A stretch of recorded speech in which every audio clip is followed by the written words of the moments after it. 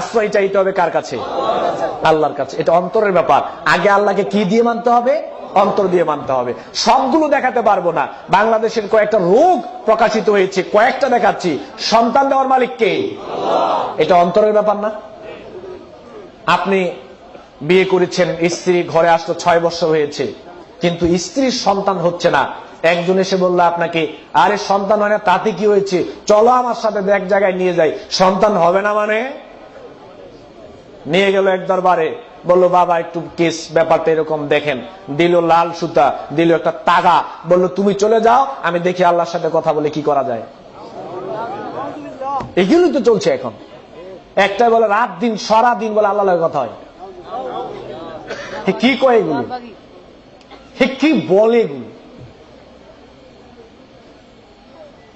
6 বৎসর হয়েছে আপনার বংশে কোনো সন্তান আসছে না। 6 বৎসর কেন, 10 বৎসর বিয়ে হয়েছে, সন্তান হয় না। আপনি যদি সত্যিকার অর্থে ইমানদার হন, যদি পরকালে জান্নাত চান, আপনাকে লক্ষ্য করে একটা কথা বলছি, 10 বৎসর হয়েছে সন্তান হয় না, আপনাকে মনে করতে হবে এটা আপনার জন্য পরীক্ষা।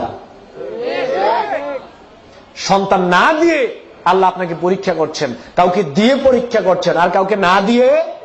কাউকে আল্লাহ সম্পদ দিয়ে পরীক্ষা করেন, আর কাউকে না দিয়ে। এদেশের মাটিতে যারা জাকাত দেয়, খুব ধনী মানুষ জাকাত দেয়, আর জাকাত দেওয়ার সময় মনে করে দরিদ্রদের এটা তারা নিজেরাই দায়ী, তারা দরিদ্র, এটা তাদের দোষ, তারা দায়ী। এজন্য অনেক ধনী মানুষ আছে যে মানুষদেরকে তুচ্ছ তাচ্ছিল্য করে। জাকাত দেয় এমন কাপড় যে 2 দিন ধোয়ার পরে আর আগের রং খুঁজে পাওয়া যায় না, এরকম কাপড় জাকাত দেয়। আপনি ধনী হয়েছেন, এটা আপনার ক্রেডিটের ব্যাপার না। আপনি ধনী হয়েছেন, এটা আপনার অবদান না। আর ওই লোকটা দরিদ্র হয়েছে, এটা তার দোষ নয়। আপনাকে ধন দিয়ে, সম্পদ দিয়ে আল্লাহ রাব্বুল আলামিন পরীক্ষা করছেন, আর তাকে সম্পদ না দিয়ে আল্লাহ রাব্বুল আলামিন তাকে পরীক্ষা করছেন, ঠিক কিনা? যাকাত আপনার করুণা নয়, যাকাত আপনার করুণা নয়। নিজের পেটের তাগিদেই আপনাকে গিয়ে বাড়িতে গিয়ে যাকাত দিয়ে আসতে হবে, কারণ পরকালে ঠেলা আছে। এটা গরিবের হক। তাহলে সন্তান চাইতে হবে কার কাছে? যদি আপনাকে আল্লাহ সন্তান না দেন, বুঝতে হবে পরীক্ষা করছেন, পরীক্ষায় পাস হতে হবে না? এখন পরীক্ষায় পাস এভাবে হওয়া যাবে? আরেকটা দরবারে গিয়ে সন্তান চাইলে কি পরীক্ষায় টিকতে পারবেন? মুসলিমের খাতায় নাম থাকবে?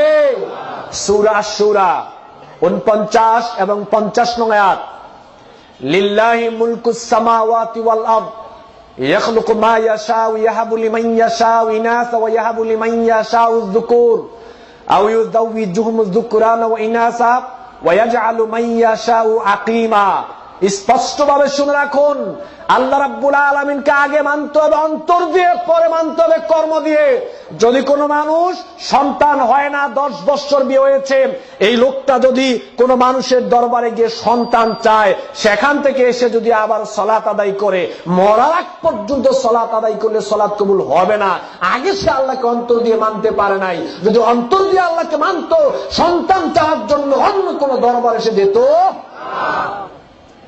আল্লাহ বলছে, আসমান এবং জমিনের মালিক আমি আল্লাহ। আমি আল্লাহ যাকে ইচ্ছা তাকে কন্যা সন্তান দেই, আমি আল্লাহ যাকে ইচ্ছা তাকে পুত্র সন্তান দেই, আমি আল্লাহ যাকে ইচ্ছা তাকে কন্যা সন্তানও দেই, পুত্র সন্তানও দেই। আমি আল্লাহ যাকে ইচ্ছা তাকে কন্যাও দেই না, পুত্রও দেই না। আমি আল্লাহ তাকে বন্দা বানিয়ে। ইচ্ছাটা কার? মুসলিম শরীফের হাদিস, কাতাবাল্লাহু মাকাদিরাল খালকি কাবলা আন ইয়াখলুকাস সামাওয়াতি ওয়াল আরদি বি50 আলফা সানা। আপনার বংশে, আপনার ওয়াইফের গর্ভে কয়টা সন্তান হবে না হবে, পৃথিবীর সৃষ্টির 50,000 বছর পূর্বে এটা আল্লাহ নির্ধারণ করে দিয়েছেন। আল্লাহ যদি সিদ্ধান্ত নেয় আপনার বংশে কোনো সন্তান দিবে না, পৃথিবীর সমস্ত বাপ যদি একত্রিত হয়, দরবার যদি একত্রিত হয়, সন্তান দেওয়ার ক্ষমতা পৃথিবী কারো আছে? অসম্ভব। এর নাম হচ্ছে আল্লাহকে অন্তর দিয়ে মানা। এর নাম কি? আল্লাহকে অন্তর দিয়ে মানা।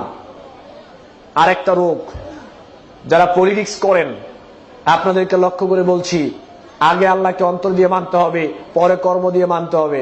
নির্বাচনের পূর্বে শাহজালালের মাজারও জিয়ারত করা যাবে না। নির্বাচনের পূর্বে কোনো মাজার জিয়ারত করা যাবে না। এদেশের মাটিতে নির্বাচনের পূর্বে আমরা গিয়ে বিভিন্ন ধরনের মাজার জিয়ারত করি। কে বলেছে আপনাকে মাজার জিয়ারত করার জন্য? নির্বাচনে আপনি বিজয় লাভ করবেন না, পরাজিত হবেন, ওইটাই মৃত ব্যক্তি কিছু করতে পারবে? শাহজালাল রহমতুল্লাহি আলাই, শাহ মাকদুম রহমতুল্লাহি আলাই, তারা জান্নাতি না জাহান্নামী আমরা কেউ জানি? কবরের মধ্যে কি অবস্থায় আছে আমরা কেউ জানি? শাস্তিও পেতে পারে, আবার ভালো হতে পারে, কিন্তু কেউ জানি। তবে দোয়া করছে আল্লাহ রাব্বুল আলামিন তাদেরকে জান্নাতের জন্য কবুল করুক, বলেন আমিন। শাহজালাল রহমতুল্লাহ আলাই কবরের মৃত, আপনি সেখানে গিয়ে কবর জিয়ারত করলেন, মাজার জিয়ারত করলেন, তিনি আপনার জন্য কোনো কিছুই করতে পারবে না। তিনি তো দূরের কথা, আর নবী তো কবরে থেকে আপনার জন্য কিছু করতে পারবে না, তিনি তো বাদী। আল্লাহকে আগে অন্তর দিয়ে মানতে হবে। বিজয় পরাজয় এটা দুনিয়ার কোন মানুষ দিতে পারে না।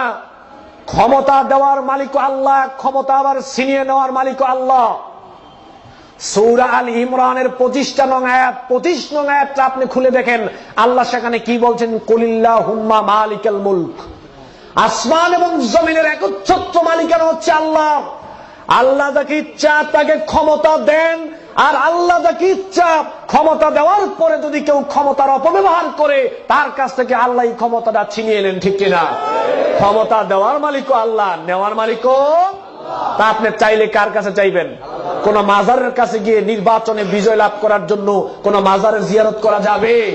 জিয়ারত করা যাবে না। যদি মাজার জিয়ারত দিয়ে আপনি নির্বাচনের কার্যক্রম শুরু করেন, তাহলে অন্তর দিয়ে আপনি আল্লাহকে মানতে পারলেন না। বাংলাদেশের মানুষ কি করছে এখন? এজন্য আমি এই বিষয়টা বাছাই করেছি। আসলে বাংলাদেশের মানুষের এখন অন্তর দিয়ে আগে আল্লাহকে মানতে হবে, পরে কর্ম দিয়ে মানতে হবে। অন্তর দিয়ে এই মানুষ এখন আল্লাহকে মানতে পারছে না। এভাবে করে প্রত্যেকটা জায়গায়, প্রত্যেকটা ক্ষেত্রে আপনি কি করবেন? আল্লাহ রাব্বুল আলামিনকে অন্তর দিয়ে আপনি মানার চেষ্টা করবেন।